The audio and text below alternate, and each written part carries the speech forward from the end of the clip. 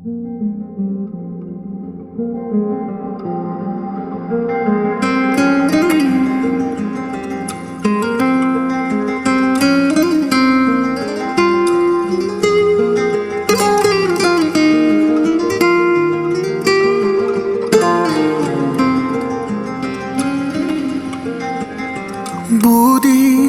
یا نبود هیچ اثری از شب تارم، حالا خبری، هیچ خبری از تو ندارم.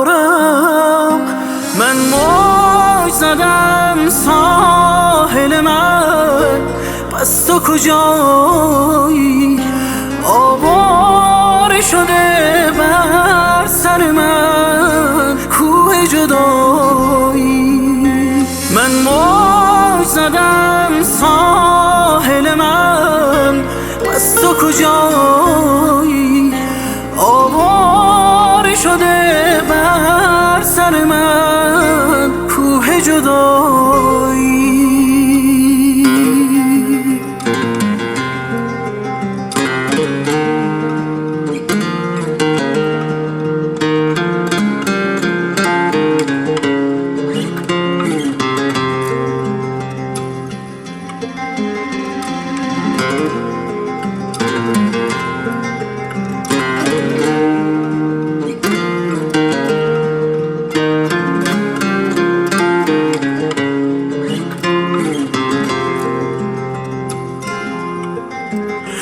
ای کاش که میدانستم که لیلی ها بی‌رحمن، حال امروز مرا مجنون ها میفهمن.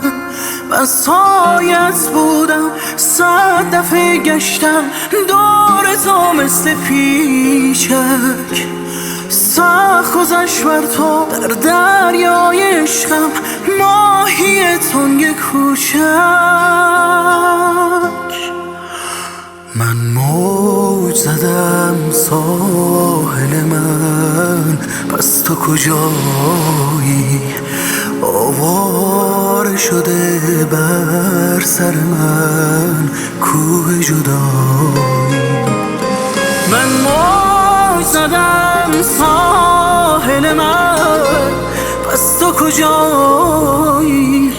آواره شده بر سر من کوه جدایی.